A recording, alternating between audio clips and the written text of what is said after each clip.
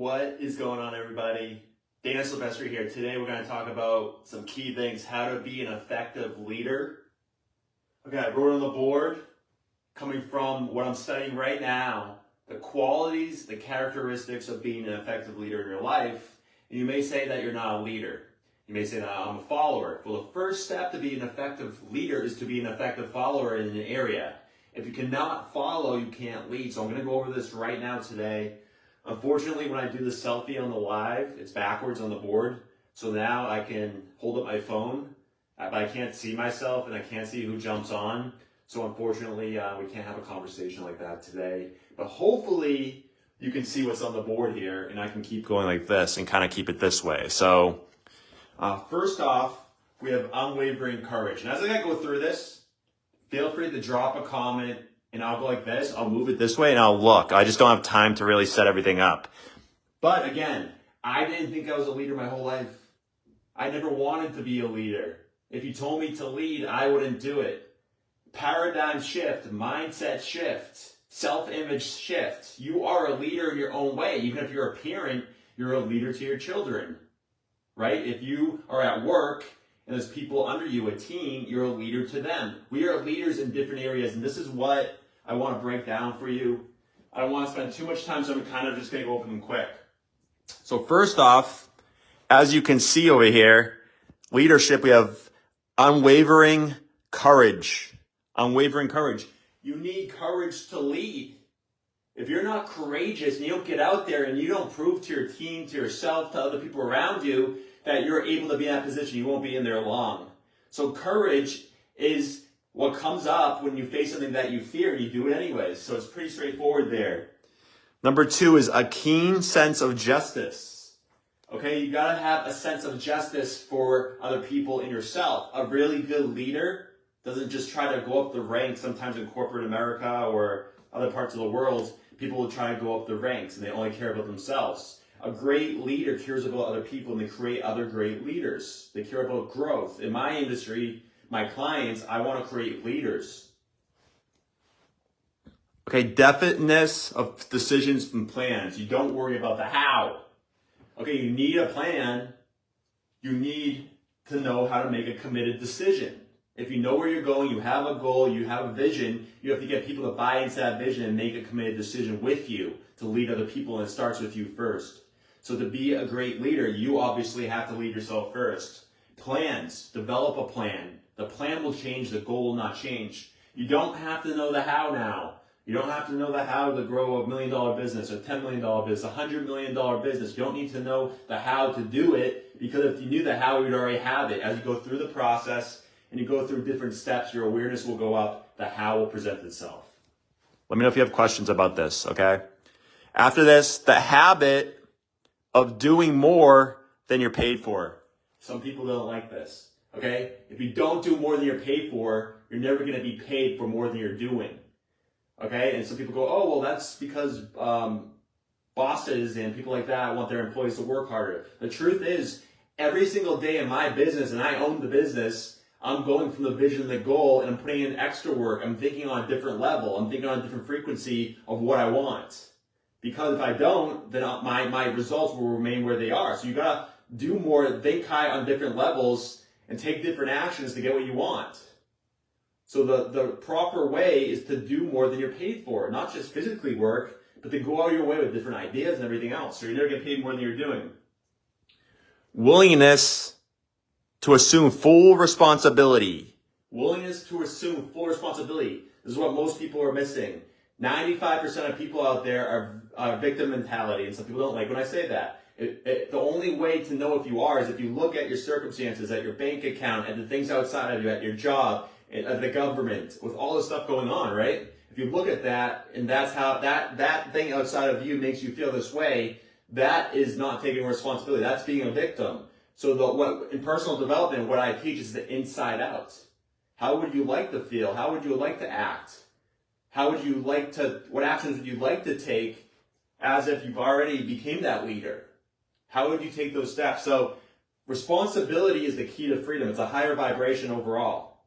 I take responsibility for everything in my life. And you may say like, oh, well, this thing that happened to you before wasn't my fault. Okay, but going forward, you can take responsibility because responsibility and discipline is the key to freedom. Okay, so keep that in mind. Let me know if you have comments on this, okay? If you disagree, if you agree. Rawl we got Liv on here. We got Mike Griffin. He said the government. Oh, that's a big one. We got Cheryl on here. Pleasant personality and trustfulness. Okay? Pleasant personality and being trustful. Nobody wants a leader that is not pleasant. Nobody wants one that they can't trust. People don't even want to do business with you if they don't know, like, and trust you. If you hear that so many times.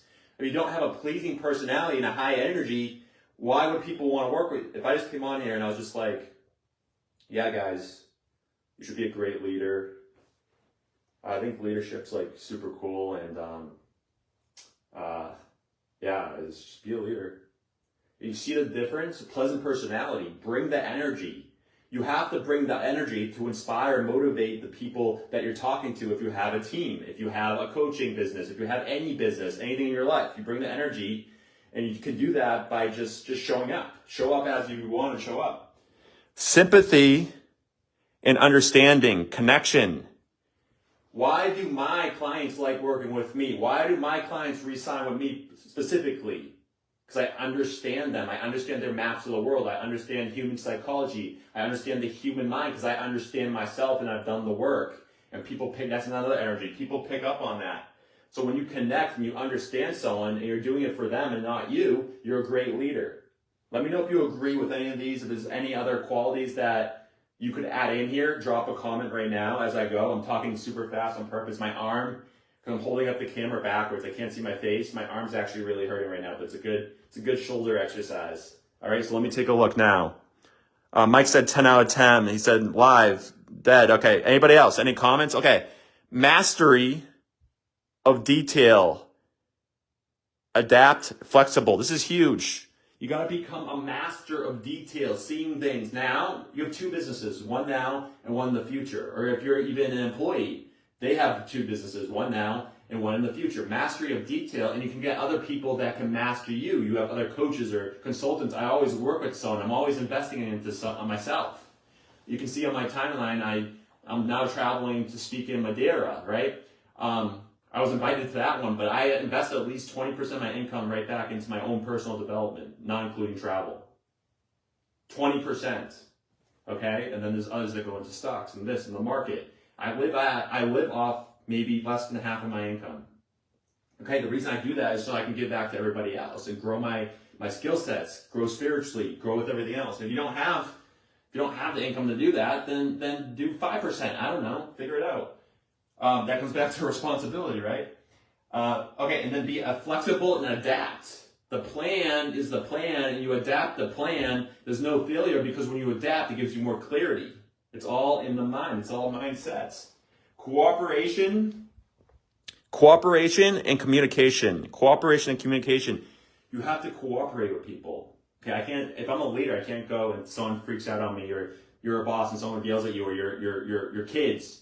If you don't understand how you function, you don't understand the psychology of people, and you don't understand how to communicate, there's going to be issues. You don't know how to cooperate with people. It's not about who's right or wrong. It's about how do we solve this together, especially in business, creating like a win-win.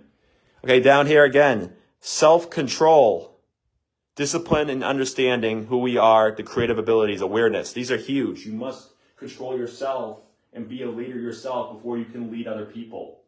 If you want to ask yourself if you have control of your mind, there's 3 areas. Can you control what you eat? The diet that you put in your body? Can you control your sex energy? Your sex energy is your ability. It's an energy. You feel like, and you can control that and then do it in productive ways. You can actually put that, Napoleon Hill talks about sex transmutation. You can put that towards your work. And then the last one is, can you control what you think, the thoughts that you have? And then if you're around other people, do you outburst? If you're on social media and someone puts something controversial, do you comment there without even knowing what you did, a negative statement? Because normally someone in a victim mentality will argue with someone that says something that's not in the victim mentality because they're living different paradigms. They're living different realities, essentially. So discipline and understanding who you are. You have creative abilities, awareness. You're God's highest form of creation. You have 6 mental faculties, including reason, imagination, memory, intuition, will, perception, that you can actually alter your environment and create the life that you want to create. And that's how powerful you are. Do you actually understand that? Would you be living the life that you're living right now and making decisions that you're making right now if you truly believe that? Not do you know that, do you believe that? Belief is marked in your actions. Can you show that through a team, through being a leader? I grew my business at a young age, and I almost was like, I just need to show people that I'm taking the actions. And that's why people work with me as well, is because they know I'm taking the actions. They know that I do these things. Okay, let's continue here. Cheryl said, we'll watch all of this in the morning from the beginning as I missed the start. Thanks, night. Good night, Cheryl. Any more comments? We're getting into the second side here. So help others think highly of themselves. Bring out the good in others. Leaders help others think highly of themselves and bring out the good in others, not just yourself, not just myself. You find there's very selfish leaders out there. Be an intelligent follower. Be an intelligent follower. Some of the best leaders were intelligent followers first. I had mentors. I learned a lot from Bob Proctor and his team. I learned a lot from other coaches, other mentors, other books. They have books nowadays. They have books. They have books and programs where you can learn whatever you want to learn in your life. All you got to do is study the topic and put the time in, which comes back to discipline. Discipline. You see, there's books. They write down how to do things. There's books about wealth, how to create wealth. There's books about business. There's programs. There's people out there that you can pay to help you. There's people that will just do it for free. There's videos on YouTube, right? There's so much. How to think. Know where you're going. Your vision. You must know where you're going. You have the ability to see your vision without other people seeing your vision. People didn't believe in my vision because it's my vision. Don't let someone take your dream. Atmosphere of appreciation and at ease. So you keep people at ease. They enjoy the process. They're having fun, right? Strong originator of ideas. Let me go this way. With focus to completion. Strong originator of ideas with focus to completion. Do you complete things? Can you take an idea that's invisible and make it visible? Business is a spiritual game.